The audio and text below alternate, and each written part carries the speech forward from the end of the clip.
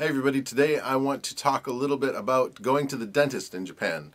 This is a video response for SakanaJin, and in response to his issue with his wisdom tooth. Tooth? Anyway, here we go.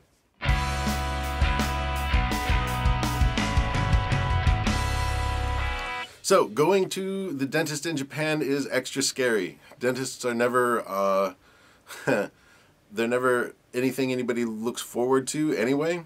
But in Japan, you add the language barrier on top of it, and it becomes a very daunting task, which causes you to put off going to the dentist, which causes bigger and bigger issues. So, don't get to the dentist. SakanaJin is, in particular, he has a wisdom tooth issue. The remedy that he was given by Olden Youth seems to be working fine, which is fantastic. Good on you. But my guess is, in time, that you will still have to deal with it. If it's just sensitivity, then that's one thing. Anyway, not a dentist, so here we go. The biggest question, the first question is, are you on national health insurance or something that gives you national health insurance? If you're on insurance from your own country, I'm not entirely sure how that goes. If you're working for a Kaiwa or the JET program or something like that in Japan, probably you're already on national anyway.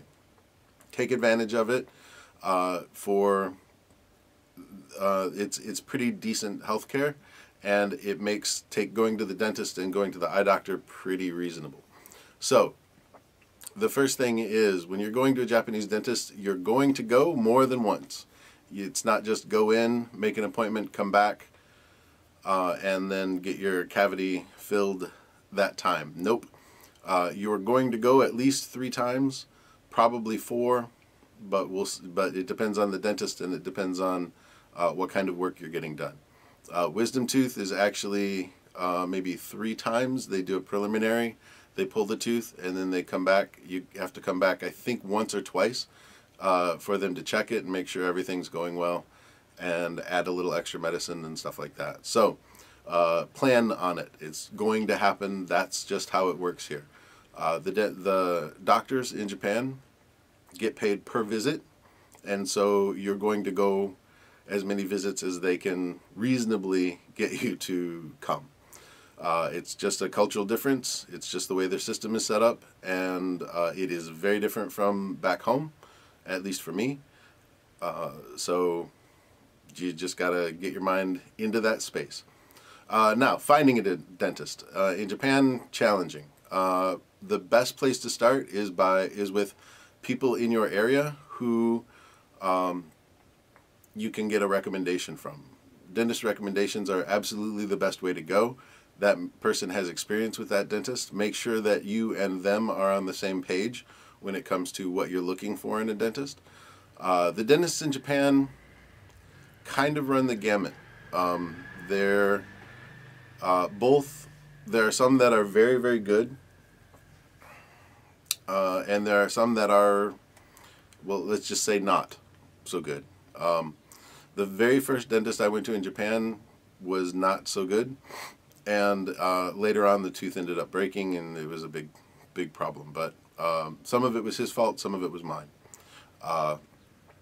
But it didn't break for a couple of years, so probably it was more my fault than his, but anyway, different story. So what you want to do is get recommendations from people around you who have been to the dentist in your area. If you're in a big city like Tokyo, you will be able to find an English-speaking dentist. Just hit Captain Google there, and away you go. Osaka, Kyoto, Kobe, there are English-speaking dentists around.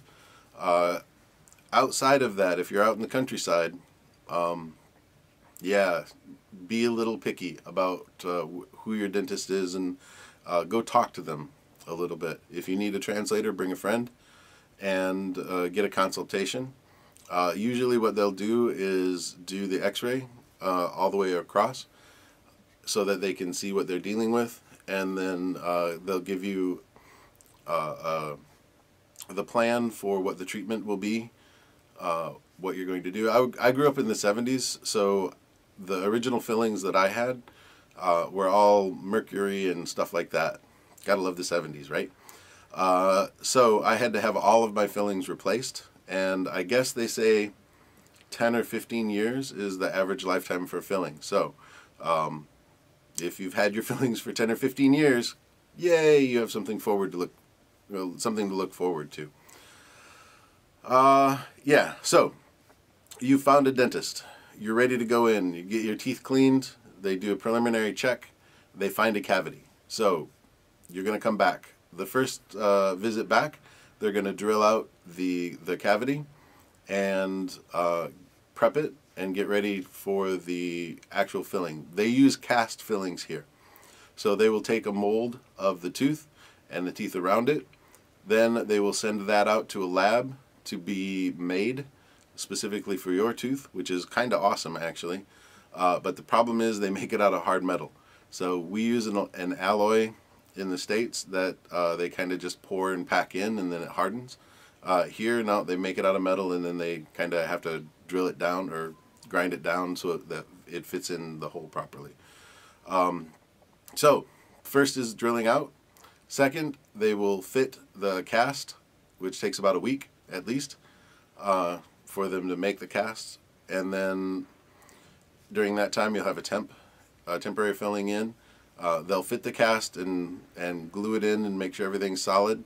And then sometimes that you'll have to come back once or twice more to check it, or if you're having other work done. They will only work on one tooth at a time. And so again, it's the difference in the system. Just plan on it. There's nothing you can do about it, and they probably can't do anything different. So it's how they get paid, you know.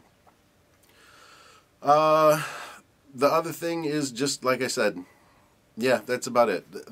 I did have 2 wisdom teeth out in Japan, and the first one was impacted. It was a very complicated extraction, and the dentist did a fabulous job. The dentist that I went to for that one actually used nitrous, so I totally did not feel a thing, although I could hear it, and that was really disturbing. But anyway, the second wisdom tooth that I had out,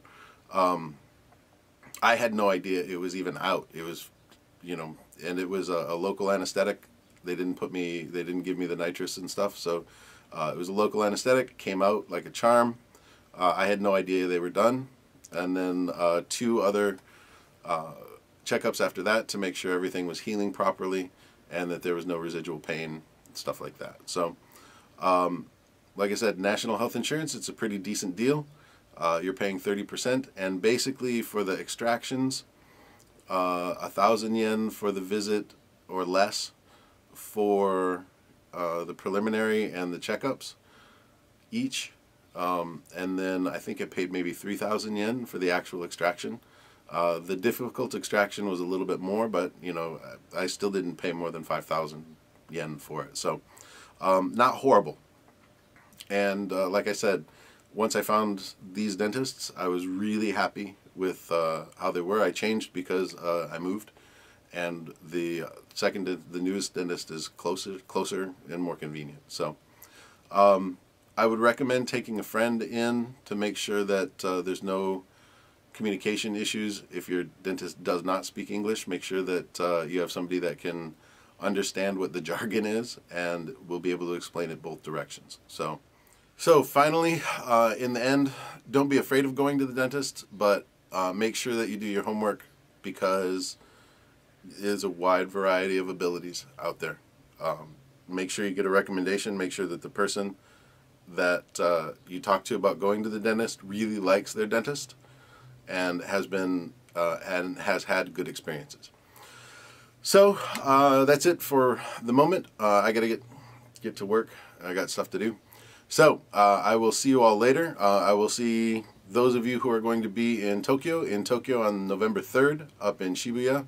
Deseo, I think, is the name of the place that we're going to be for the big YouTube gathering. If you're interested in stuff, I'm also hanging out occasionally on the jvlog.org site. So go check those out as well. SakanaJin, I hope your teeth are working well. Sounds weird, but anyway.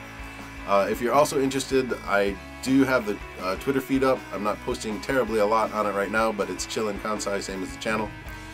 So go check that out and subscribe and share this where you like to hang out online. And tell your friends, and I will see you all later. Peace.